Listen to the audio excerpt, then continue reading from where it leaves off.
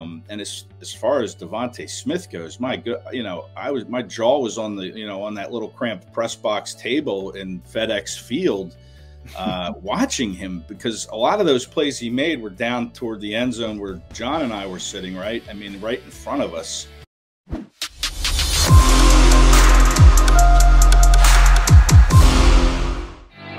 Tuesday get together here on Birds 365. Guys, McMullen McDonald, joined by John's pal from Sports Illustrated.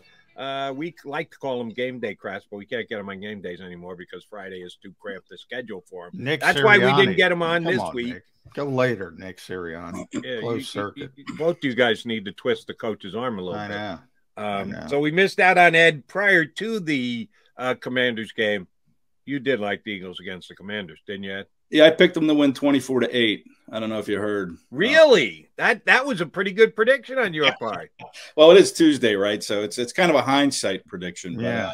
No, I did have them winning, and I had them covering, so all good there. I had them winning. I didn't have them covering. It was 7, right? 7. What was it? 6.5. 6.5. I had them winning by 6. So I was off on that one. Yeah, I was 28-20. I thought Carson Wentz would find a way to score. What was I wrong about that? Pretty impressed. We'll start with the defense because Carson was under siege. It was evident. They knew. Look, they know better than anybody. You hit Carson early, and he starts to get a little bit flustered. Now that's any quarterback, but it's ramped up to times 10 with Carson. And he tries to, push things. He holds on to the football. They got the 2 forced fumbles. I thought the turning point of the game was Brandon Graham going Super Bowl 52 on Carson. That was they had just kicked the field goal. Washington, so it's a 3-0 game. They have an opportunity to answer, and all of a sudden, I think it was the second play, strip sack, Brandon Graham, short field, Dallas Goedert, touchdown, game over. I think 17 pressures at Kracz. How good was that defensive line? Or was it the Washington O-line? Well, I think a lot of it was probably everything, but, a big part of it was Carson Wentz just, that he holds the ball too long. Oh, yeah. That was the thing I was saying going into the game to some other people was, if the Eagles have to say after this game, he got the ball out quick, I don't want to hear it. I mean, that's always the go-to when they don't get the sacks or the pressures. Well, the quarterback got the ball out quick. Carson Wentz is not known for getting the ball out quick. So they knew he was going to hold the ball, and they know his fumble history. So they were just not going to attack him. They were going to attack the ball because he's laid it down, I think, 67 times in his career going into this game. He fumbled it twice. Hassan Reddick also had a really nice game with that strip sack. But, yeah, you could say Graham's play was probably, the turning point. It set up that 23-yard screen pass touchdown to Dallas Goedert. But, man, I'll tell you, Fletcher Cox really set the tone for me. I mean, in that first quarter, he's the one that was in there first. Him and Josh Sweat met at the quarterback, and then Cox got another sack all by himself, and that just kind of opened the floodgates. 4 sacks in the first quarter. So, Wentz was hit early. He was hit often. And that was just an amazing game by the defensive line. I mean, 9 sacks don't come along very often in an NFL football game. I remember years ago when Troy Aikman, I think, was a rookie, the Eagles sacked him like maybe 12 times. 11 times. Yeah. So, you have to enjoy this one because I don't think they'll sack the quarterback 9 times again this year. They may not do it for another couple of years. Yeah, probably not. So, probably I mean, it was just a great job. And what I liked was that Gannon didn't really have to pressure a whole lot, right? He didn't have to send that extra blitzer to get the pressure. That pressure was generated all from the front 4. And, yeah, the Washington offensive line isn't the best. The center was a replacement. But, a lot of the pressure came from the edge, too. I know they were bull rushing up the middle, but the Eagles – well, they had bad tackles as well. Sam Cosmi had a bad game. Had a bad game. I know they're really high on him, but that whole offensive line did not play at all well enough. But then Carson gets his share of the blame for not getting it out quick enough, but he never gets the ball out quick enough. Yeah. All right, Ed, since we went there, let me follow up there. We all love to make our predictions. 2023, the Washington Redskins starting quarterback will be Carson Wentz or someone other than Carson Wentz? Well, Jody, I know how much you loved Sam Howell coming into the draft. We've talked about him before. But to me, he was my favorite quarterback coming into this draft. And what a terrible group of quarterbacks. Well, I shouldn't say that. I mean, it was just not. I bet you Kenny Pickett's better than Mitchell Trubisky. I haven't seen him play, but I bet you he's better. We might see him play when the Steelers come to Philadelphia in a few weeks. He might be lining up behind center. But, yeah, I just like Sam Howell. I mean, I've always liked Sam Howell. So that's true. I forgot you were a big Howell guy. I am. So if you're looking at a quarterback in 2023 that's not going to be Carson Wentz down there in Washington, I'm going to say Sam Howell. I think it's going to be Sam Howell. Sam Howell, yeah. I hate that. So here's my follow-up question. Where will Carson be backing up next year? Ooh, that's a good one. I'll be a grad assistant coach at North Dakota State. You went grad assistant on him, huh, McMullen? Wow. I don't know what his contract is. I'm sure he's got. Yeah, no, he's fine. He's going to be fine. Yeah, I think there's a chance that he could be a backup in Washington. I mean, they may open the door to an open quarterback competition and see where it goes. I mean, you just can't.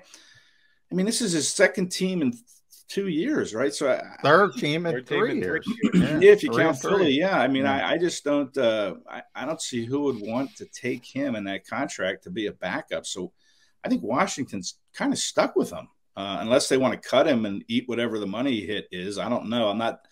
When Carson left, I kind of checked out on all things Carson, contract and otherwise. So yeah. I'm not sure, but again, there's never 32 starting quarterbacks in this league, and I don't mean that literally because there is 32. I mean that figuratively, guys who deserve to be starting quarterbacks. So you think about what the Eagles were able to get from Indianapolis, then you think about what Indianapolis was able to get from Washington. Or that type of quarterback, there's a lot of desperation. So you never say never. And, it's Jalen Hurts. I don't want to go all Jalen Hurts on you, but never get too high, never get too low. He had a bad game. We'll see if he can rebound. I do want to go back to what we talked about with the defensive line, though, from this perspective, Ed. We'll get the happy Tuesday to you. We'll get to talk to JG later this morning. But, he doesn't want to blitz. He didn't have to blitz. But, as you pointed out, this is kind of an anomaly. A quarterback who's going to hold on to the football. Does that kind of success maybe down the road hurt a little bit from that perspective, thinking, oh, I can get home with 4? And that's not always necessarily going to be the case. Well, he said last week, Jonathan Gannon, that it's all situation, what happens during a game. So, I mean, if he's not getting home with 4, in future games, I would hope that he would see that and say, hey, we got to start bringing pressure. I mean, it's not like he didn't blitz. I think he blitzed on the first play of the game. Yeah, he blitzed. Yeah. So I would hope not. I would hope, JG's a smart guy. I think he would recognize the fact that, hey, my guys aren't getting home. I need to bring somebody. I mean, I think he maybe he's getting a little more comfortable with the personnel groupings and, with, the scheme and what he can play week to week. That, yeah, I don't think he would get blinded by the fact that, hey, I got to get home with my 4. I got to get home with my 4 and try to get that square peg into a round hole. I would like to think he would be able to adjust and send pressure if need be. By the way, I looked it up while you guys were talking. Carson Wentz dead cap hit. If he lasts this season going into 2023, 0. They can get out and not own a thing. Yeah, so grad assistant. Yeah. Yeah. Johnny Mac might have hit that nail on the head. Yeah. All right. Opinion question. You first, Ed, but Johnny Mac, I'd like you to chime in as well. Which of the Eagles 2 coordinators, well, make it 3. Put Michael Clay in there if you want. Which of the 3 Eagles coordinators is most likely to have a Ken Dorsey moment and just lose his mind, be it Shane Steichen, Jonathan Gannon, or Michael Clay? Or is it as obvious as, none of those guys are really built that way that they would go psycho up in the booth if something went against them? I hope everybody knows the reference I'm making to the Bills' new offensive coordinator who just lost his you-know-what after the Bills couldn't get that last score against Miami on Sunday. which could, because they all seem pretty damn mild-mannered to me, which one is most likely to just go off the deep end? Yeah, I don't think any of them are wired that way. You know, John and I have both talked to these guys off the podium, you know, on the sidelines of practice, and I just don't see them wired that way to lose their cool like that. Yeah. So I'm going to go nobody, but there's certainly, you know, times in a game where they probably feel like doing that, but I don't think they would. I think they want to keep their cool, and you know, when you lose your cool like that's the bad look, you know. Yeah. No, I agree with that. They're not built like that. But if they forced me to pick one, I would pick Gannon because he's got so much energy, which people don't realize. Like he's bouncing off the walls. But he never shows that on the sidelines either.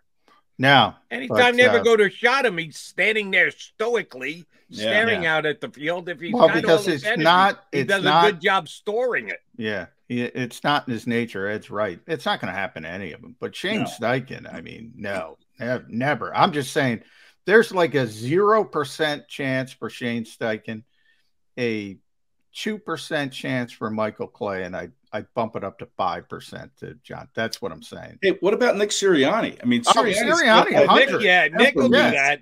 You can see him on the sidelines, you know, throwing the play chart or pulling the headsets off and slamming them down. I mean, I'll punch you in the face 80% on that. If you ace him in tennis, especially if you're wearing the Giants hat. Yeah, he doesn't. He's got that temper, man. Yeah. I'll tell you, he's a fiery guy. Temper. Yeah, he's got a big temper. So yeah, Nick is the one. Joe. Yeah, Nick's the one. Eddie, I got to give DeVonta Smith his credit because he had a breakout game this past week. Man, best of his early NFL career. And for those who worried when he took a goose egg week 1 and didn't have any receptions for any yards, yeah, we told you not to worry. You shouldn't have worried. And he proved that this past week. That's one of the things that has pressed me so far more than anything else. That is the balance to the Eagles, balance between offense and defense, balance of the run to the pass, balance of who's making the plays and who's getting the football. And that's credit to all the coaches, starting from Nick and heading straight down to all the coordinators and the positional coaches. Not only are the Eagles 3-0, but they're a balanced 3-0. Are they not, Ed? Yeah, well, they rushed it 30 times, or they had 30 listed attempts. They didn't do much with them. They only gained 72 yards on the ground. I mean, that was a big surprise. You know, the Commanders came in not being able to stop the run, and the Eagles just couldn't run 30 carries. But to your point, yeah, the balance was there. Hurts only threw it 32 times, I believe, 30 runs. So yeah, that's, you know, you couldn't script a better game plan than that. And as far as DeVonta Smith goes, my jaw was on on that little cramped press box table in FedEx Field, watching him, because a lot of those plays he made were down toward the end zone where John and I were sitting, right? I mean, right in front of us. And, listen, I think the best game I ever saw from an Eagles receiver was probably in the Super Bowl down in Jacksonville when Terrell Owens had that game coming out of the hyperbaric chamber with his broken leg and catching 9 passes for 123 yards. But, you know, I put DeVonta Smith's game, you know, a close second at this point, having seen these Eagles receivers for a number of years live. I mean, just the way he flies through the air and catches the ball and holds on to it. I mean, when he hurt his back, it was reminiscent of Tyree Jackson when he, in summer camp last year, went up high and landed on his back and broke his back. When I saw DeVonta do that at the goal line, I thought, my goodness, because he came up holding his back, I thought, you know, I hope he didn't break his back like Tyree did. I mean, that was the kind of play that Jackson broke his back on. But Smith said afterward he just lost his wind, needed to catch his breath, right back out there, and then makes that another great catch on 4th and goal in the end zone over Kendall Fuller. But just his ability to control his body, get high like that, toe tap on the sidelines, you just can't say enough about that game that he played. To me, after the defense, he was my second biggest takeaway from that game. You know, and that just shows you how far Jalen Hurts has come, that he's not usually Jalen Hurts is your first or second takeaway coming out of a game. But in this game, to me, it was the defense and DeVonta and then probably Jalen. So, you know, you can't say enough about the balance that Eagles offense had in Washington and throughout the season, really, like you said, Jody, and then DeVonta Smith, just an amazing performance from him. Yeah. Now, I got the luxury of seeing Randy Moss early in his career, so it's not the best game I've ever seen from a receiver.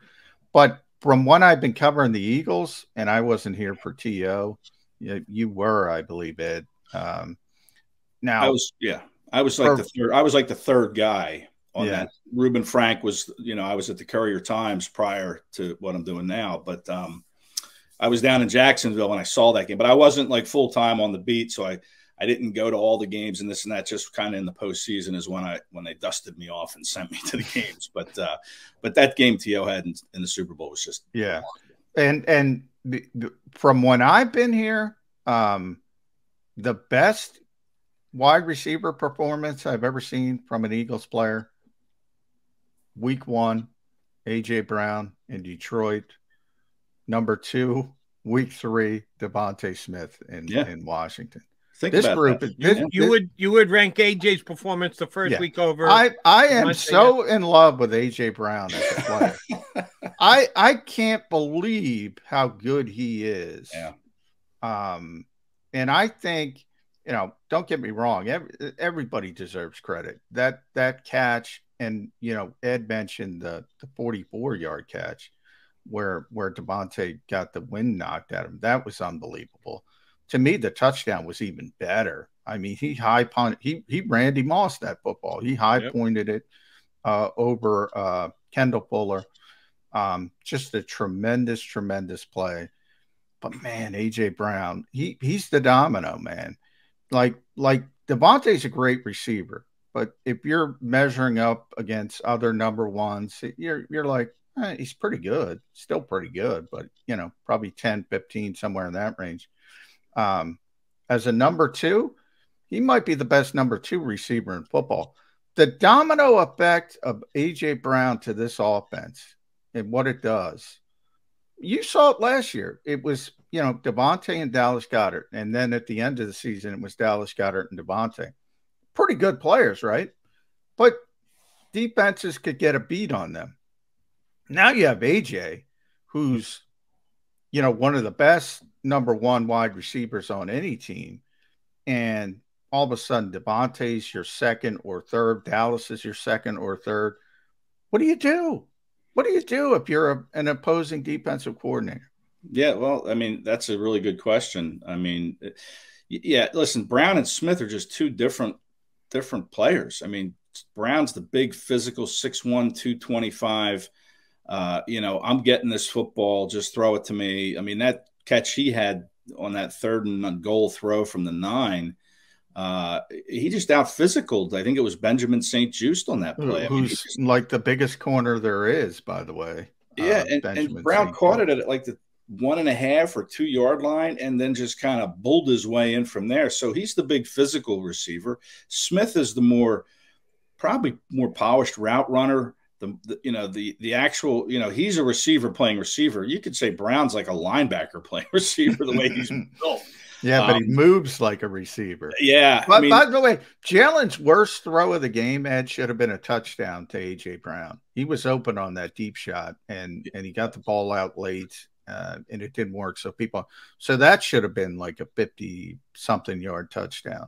And that was in the second half. We could get off the narrative of, hey, why can't this team score in the second half? But be that as it may, Brown is, I think he was tied for 8th in the league coming into the game in 3rd down catches and yards. I think he had 4 for 70-something. He came out of that with 2 more catches on 3rd down, including that touchdown. Now he's up to like 6 for 94 on 3rd down. So he's the guy that obviously Hurts is looking for on 3rd down, because, that guy's going to get open. Like his little sign in his locker says, inside the locker room, he's got the little sign, always open. So that on 3rd down, on that money down, Brown's going to get open and Hurts is going to look for him and he's going to go to him. So I expect Brown to probably climb in that category in the NFL of 3rd down receiving leaders. Like I said, tied for 8th coming in, might rise a spot or 2 after this week's performance. I don't know how the other receivers did, but we'll know probably tomorrow when the NFL releases its ranks. All right, Eddie, I got one more wide receiver question for you. What week will we see the Zach Pascal power jet sweep play? Will that be Will that be coming back anytime soon? I would say Nakobe Dean probably has a better chance at getting reps than seeing Zach Pascal sweep the edge again. Nick said yesterday that, he probably should have called a timeout there. He still had 2, I think, in the half, and it was, the half was winding down. And it was a great drive. I mean, they converted 4 straight first downs going from, I think, their own 12. It started with a Miles Sanders 13-yard run. There was 2 receptions, I think, to Pascal and Smith for 13, and then the big hitter to Brown for 38. So that was a great-looking drive.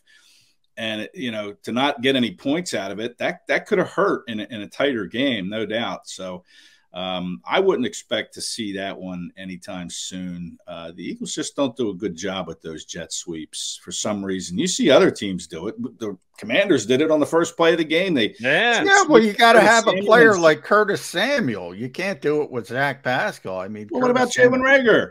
They tried it with Reagor. He couldn't do it either. I mean, they got to find somebody that can do it, or they got to block it better. Yeah. Well, Jalen Reagor has the physical gifts, but obviously doesn't have the. By the way, how about John's man crush? Let's power sweep AJ Brown. Nah, it's not that type of linebacker playing wide receiver. Give him the ball, let him run. He could probably do it. He's so good, he could probably do it. By the way, he's hard to bring down. Like, that's another thing about it. Being that size, it might work. You might want to try AJ Brown. He's a big dude, man. He becomes a running back after he catches the ball. So what the heck? Give it a shot. Think about all the problems this team's had at receiver in the Doug Peterson era. Doug's coming back. Right now, Pro Football Focus, number 3, A.J. Brown, number 8, DeVonta Smith. 2 top 10 receivers in the entire NFL for a team that never has receivers. You brought up a name. Now, I don't know if you get this, Ed, but I get this every week. Where's Nakobe Dean? Where's Nakobe Dean? Why isn't Nakobe Dean playing? Is anybody watching T.J. Edwards? Because T.J. ain't coming off the field. I'll bring linebackers in this league, Pro Football Focus. Number 3, T.J. Edwards. I thought it was 2, but maybe after last night, because I saw the rankings yesterday, so maybe he dropped. It might be 2. Might be 2. Yeah. 2 or 3. All right. He's just controlling the middle of that field, T.J. Edwards. I mean, he should be the first guy in line for an extension, in my opinion. The Eagles have 18 guys on 1-year deals. Yeah. So who are you going to do? Who are you going to bring back? What's Edwards, 27? He's been in this system for 5 years or so, 3 years, 4 years. I don't remember, but he's just dominating the middle. I mean, he had 10 tackles against the Commanders, 10 against the Vikings. He's going to lead this team in tackles. He was second on the team in tackles last year behind Alex Singleton, but he had 125 of those. I mean, this guy just tackles. He's a little better in the coverage game. He understands the defense.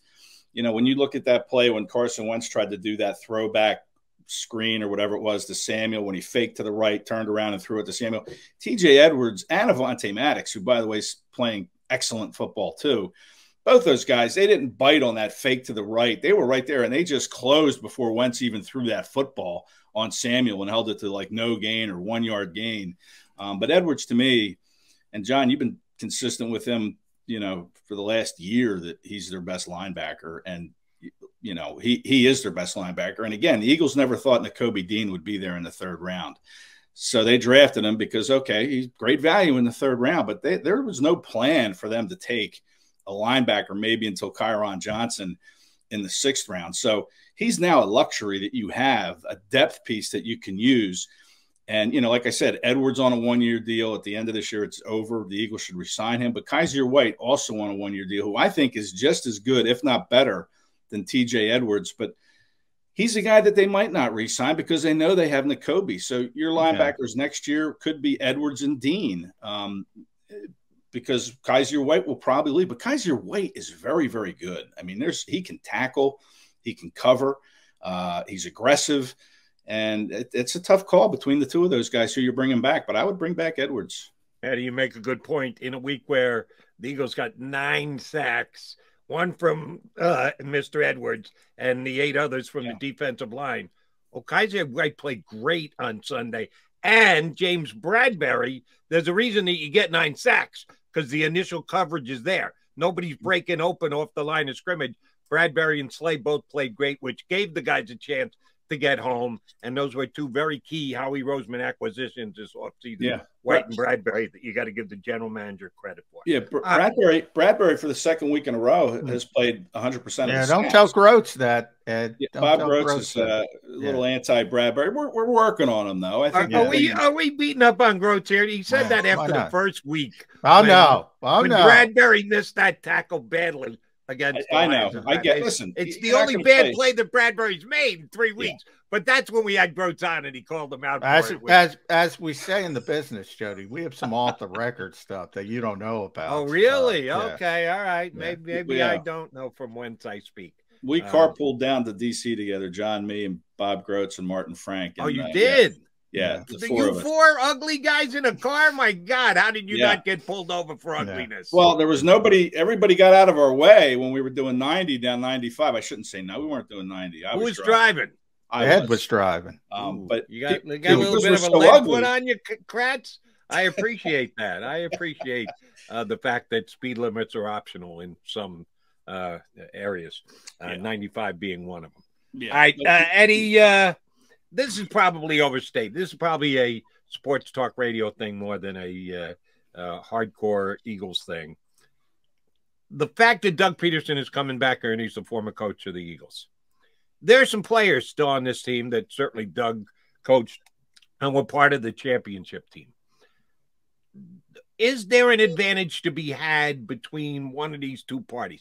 Does Doug have more of an advantage knowing the tendencies of his former Eagle players, or do those former Eagle players have an advantage because they know the tendencies of Doug Peterson? Is there an advantage to be had, or is this something that's blatantly overrated on both sides? That's a good question for the week, Jody. I'm going to explore that in depth with, in some of these locker room trips this week and with some of these coaches. But, I would think that, listen, he knows the players. He knows what they do well. But this is a different scheme that Nick Sirianni's running, okay? It's not like what Doug Peterson tried to run. So I'm not sure it's an advantage in that regard. Yeah, he knows the players.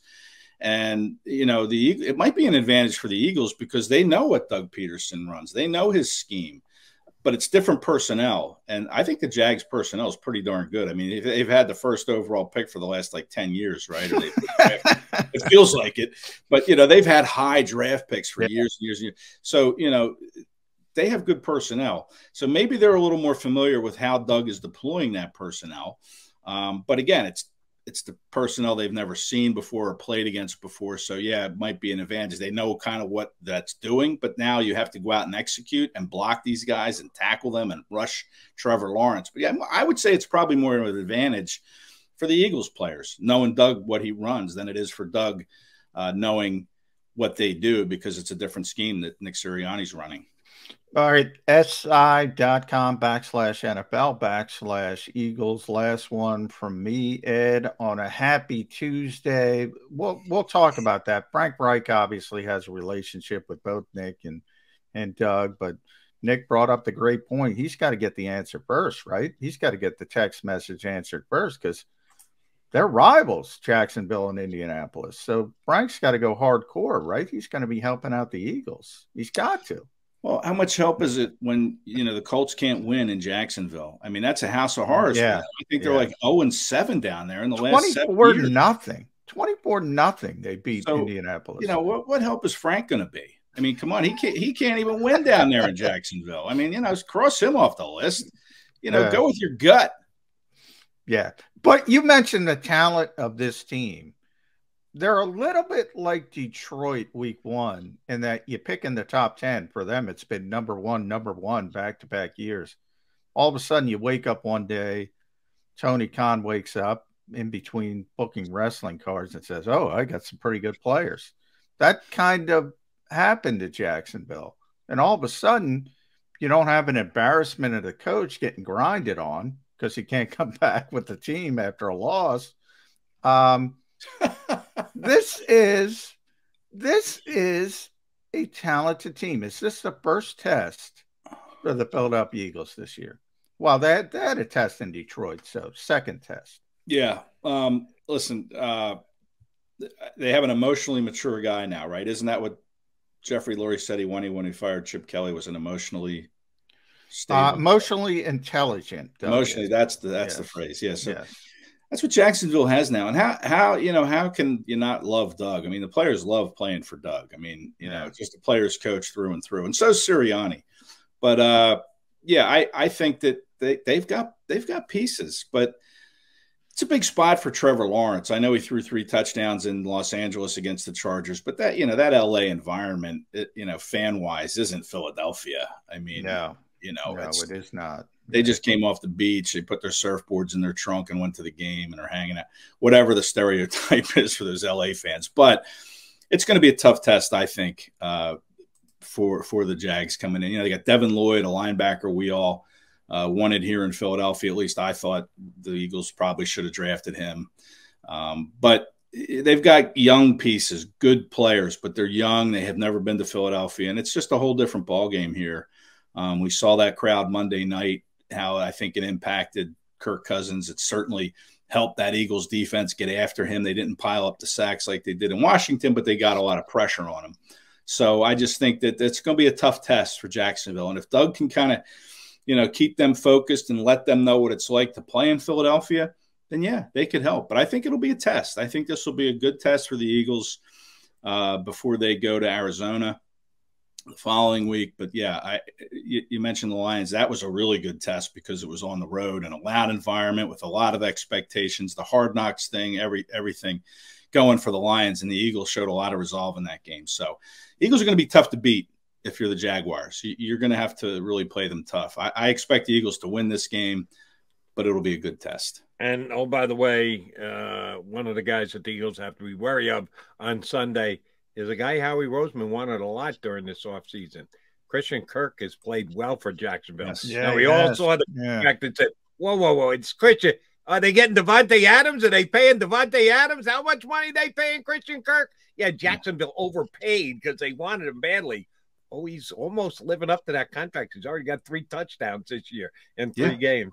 And again, give Doug and Press Taylor, right? It's the OC down there. I mean, give those guys credit for getting Kirk involved. It's not like they got him and said, okay, we're just going to, maybe throw to him 2 or 3 times a game. Mike McCoy's down there, Ed.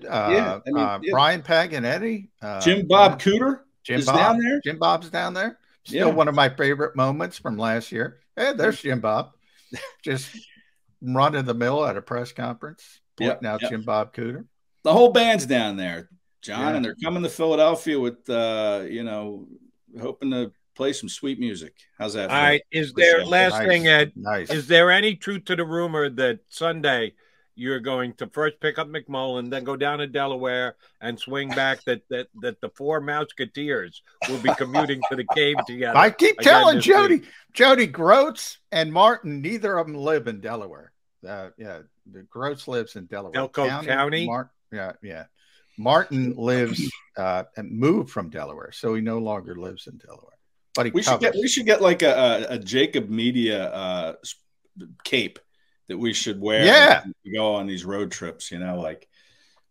I don't know who the swole Batman would be or any of that stuff. No, you're the swole Batman. You're the biggest of the bunch for sure. Well, I'm big, but Ed's put together more than me. Martin's got to be the fast one because he's the only one out of the 3. Well, when he's not breaking his leg, he's the only one that's less than 200 pounds. He's the speedy Batman. Yeah, I'm not going to Delaware, Jody. No, to answer your question, no, I'm not picking up John. I'm not going to Delaware. All right. Well, then don't get a speeding ticket on the Walt Whitman Bridge. No, I'll get a speeding ticket coming down to the NovaCare complex to get to see Happy Tuesday from Jonathan Gannon. So be careful. All right, it was a happy Tuesday for us because we had Ed Kracz with us here on Birds 365. Eddie K, we'll talk to you again next week. Thanks, bud. Thanks, guys. Thanks, See ya. Ed.